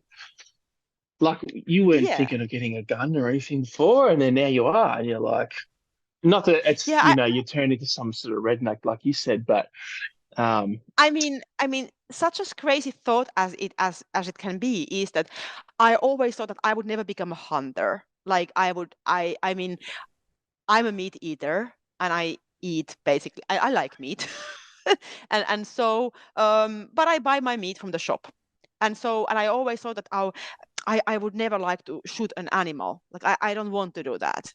Like personally, I'm glad that we have people who do that because they help me to get my meat to my yeah. fridge. But then I was thinking that maybe I should do hunting. Maybe I should do that. Maybe it's more ethical meat. But then, but really like that. Maybe I should do that because I anyway eat meat. So actually, I got like more. It's exactly on this way that the more you push people, they come more defending themselves, and then they come more actually pushing back. And nowadays when I even see, like, I used to like to buy some soaps and um, all kind of like shampoos and stuff like that from Body Shop, which are like vegans. They are not tested with animals. And now I'm like, ooh, there is written vegan. It's like a swear word. I'm like, I would like to buy this because I like the how it smells so good, but it's like vegan. So it's exactly the opposite. Of course, I understand where these kind of ideas. I don't really think like I'm half joking now, but Yeah, but of course, yeah, yeah. it's coming a little bit this direction that I come more like, the opposite. That's how the human mind works. Yeah. Because I'm also defending my lifestyle and my values. I know that I'm not the perfect person. I have good and bad personality traits for sure. And I'm not perfect anyhow, but I'm still reasonable. I, I mean, Yeah, yeah, I don't harm people. I don't harm animals. I don't harm dogs. It's the vice versa. So why would somebody need to control my life and make it a hell? yeah. Yeah. It's so funny that you just said the word reasonable, and I was just Googling. Have you ever heard of the killdozer? Um, Like a bulldozer, but a Tell me more. killdozer. No, just Okay, tell me more. so in 2004, there was a guy called Marvin Heemeyer. I'm Hmm. just reading this from Google, but it's a very well-known story. And he um, had this business, and then the local council were like doing ridiculous things, and they set up this concrete factory, and that he just got harassed and harassed and harassed by the local council businesses, and this guy really got fucked over, right? So he ended up building this massive bulldozer with like armor on the side, bulletproof windows, and he just took this thing and drove it through the businesses and the local council and all these people that had fucked him over, and they end up he ended up killing himself in the tractor, right? It was this massive news story, and he left this letter, and it said, "I was willing to be a reasonable man, but you like." Essentially, I was willing to be reasonable, but you left me no choice. You pushed and pushed and pushed and pushed, and you've driven me Oh to this God. extreme. And it's obviously Yeah. very, very, very different, but it's just such an extreme example of what you're talking about. You're like, just leave me alone. I just want to live my life. I want to run my business. I want to do some dog training. I want to be, a family woman, maybe do some hunting, whatever. Like, leave me alone. I'm not going to hurt you. You're not going to hurt me. But if you push and push and push, I'll make a fucking up armored bulldozer and drive it through your house. Like I said, Yeah. very, And I, it's a very extreme example, but it's like, I yeah. highly recommend you look it up. It's a very interesting story. And I think this whole thing made me a little bit more extreme. Like now when I have went to America, I'm like, hey, let's tie my hair with American ribbon. Let's buy some American sports bras. Give me a gun. And I mean, it's really dangerous to give me a gun because I really cannot shoot. So it's dangerous. We have to look. There is nobody close by. And then and we made like some really extreme videos, like just some fun, or like. So a lot of things. So I went to Mexico. I'm like, yeah, let me ride with that horse. I don't need like a helmet. I just put like a cowboy hat on, and so I did like extreme things, but in a positive way. Like positive, fun way. Not like actually I didn't start then kill the animals like hunting or something. But Yeah, yeah, but yeah, it definitely made me a bit more extreme, I would say. All kind of, yeah, yeah, yeah. yeah, I think I know what you're trying to say. Like it gave you a bit of an edge almost, like you're maybe a little bit more wary than you were before. yeah, yeah. Yeah, It's a like what do you actually want to do? What kind of things make you fun, and how do you want to live your life? And I think it's a more, of course, it raises self-reflection, a lot of analyzing yourself more, and yeah, but that's how the life is. Nobody said it should be easy, and maybe it was a good thing in another way that you know I think now I'm more aware of myself and and what I want and what are important things in my life. So it's not always good to have just like all these years only happiness. Impossible. So we need sometimes a bit miseries. I didn't need that though, but I got it, and now I'm over that. So yeah. good. And that leads well into my next question too. And that's like, what are you doing in the future? What's the next thing for you that you're planning to do? Because it sounds like you've just got this new lease on life, and you're like, fuck it, let's just go and live life. Like, what's next for you? Yeah, I think the next thing what I really would like to do, I have several things. The one is I'm going to focus on bringing my dogs now to the competitions again. So I really wish to go to World Championships with my current dogs, either one of them, hopefully both, with both of them. And I want to trial this year. I hope my adult dog stays healthy and and all goes like planned. That's my next thing, because competitions are always calling me. I really enjoy that thrill, and that the nerves are a bit striking, and then we just have to control them, and eventually it usually ends up really nicely. So that's one thing. And then the second thing is I really want to start to do like open my new website with online courses. So I want to do different, I want to um, do a little less of seminars and better online courses. So hopefully that's going to happen in the next few months. And then also my third goal is that we try to, we started this kind of canine and sports Finland. So we try to bring the sport people more close to each others, and also the canine handlers together with sport people. So we try to unite all the people who work with working dogs. So unite the working dog handlers, basically, both globally, but also we started, of course, in our country. That is something important, because we need this in order to keep our sport in the future, and to be to save our working dogs, that we are not one day when the animal activists decide next time that now we have to ban all these protection sports, or we shouldn't anymore let a military use dogs because it's animal cruel if they have to go to the war, or be a police partners, so because they can die there. So I think we have to work together to prevent this happening, and also contact with politicians, and give them the right information.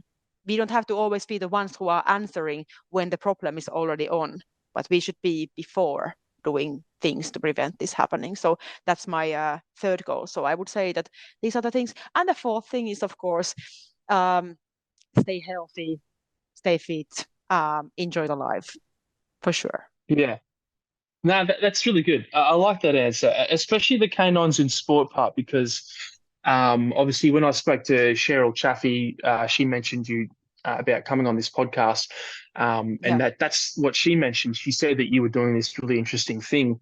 Um, I mean, you've obviously gone through this really negative experience where they've tried to tell you what a bad person you are and how good they are, and you've gone, well, in response, I'm going to live a good life and enjoy myself and be happy. And I'm also going to try and unite a lot of these canine handlers and sport people, because, I mean, essentially, like you said, that's what we need. I say we, the canine community needs, is a bit of we need to be more cohesive and proactive Mm-hmm. in deciding where Yes. we go, as opposed to like, oh no, prong collars have been banned. Let's try and get it unbanned. And you're like, wow, it's already too late. So I really like that you've gone and been proactive. Yeah, I think this is something um, global what's happening, or we should try to globally try to make this happening, and understand that actually we all who work with working dogs, no matter what's the sport or the work what we are doing with them, we are sharing so much more in common than what we share with those people who want to ban us. So those people who want to ban the working dogs, and who want to, those animal activists, I don't know what is common with me and them. It's really hard to think about it. But I could find a lot of things, for example, to discuss with you. For example, like because you have been, I think, a canine handler in the. Have you been? Yes. So there would be so much more um, interesting topics to discuss with you about dog sports or dogs, or anything. So I think sometimes people in the dog sports and dog trainers are too much divided by just some silly different methods or something what they are using, instead of understanding that actually we have so much in common. Let's talk about the common things what we have, and what we can learn from each others, or just like enjoy the conversations and develop some cool things together instead of thinking, are you using prong collar or are you not using prong collar? You see what I mean? Because that's actually like not important thing, because we know that we both ways. It can be for sure when done right, it can be ethical training, but then in some countries people just can't use them and they are forced to have another methods. It's not always more positive. Even the animal activists try to think it on that way, but yeah, I think this is just an important thing what we should understand, that we have to do cooperation and come together and start good conversations, try to be proactive, get young people coming to these sports and work with working dogs, and also get contact with politicians and give good information to people who don't even have dogs, what we are doing, that they understand that actually our dogs are enjoying this cooperation with humans, and they love to do what they do. Yeah. Well, Mia, on behalf of the canine community, thank you for thinking about that and deciding to do something cohesive and proactive instead of reactive and waiting until tools are banned, or we've got to then come together and say we don't like this, because kind of by then it's too late. And look, we'll wrap up the podcast there, and I just wanted to say thank you very much for coming on. I massively appreciate it, and yeah, I really enjoyed that chat. That was good, especially when we both got on our soapboxes and got to have a little rant each. Thank you so much, Tommy. Inviting me here was very, very nice to come for this podcast, and I hope some of your audience will find it interesting to listen to. So. Oh, they will. They definitely will. Yeah. All right, Mia. Well, I'll end it there. And yeah, thanks very much. And well, good day to you and good night to me. Same to you. Okay. Have a great year. Yeah. Okay. Bye-bye. We hope you enjoyed that episode of the Origin Canine podcast. Tune in next week for another episode. In the meantime, go to origincanine.com, check out our safe, innovative and built-for-purpose canine equipment.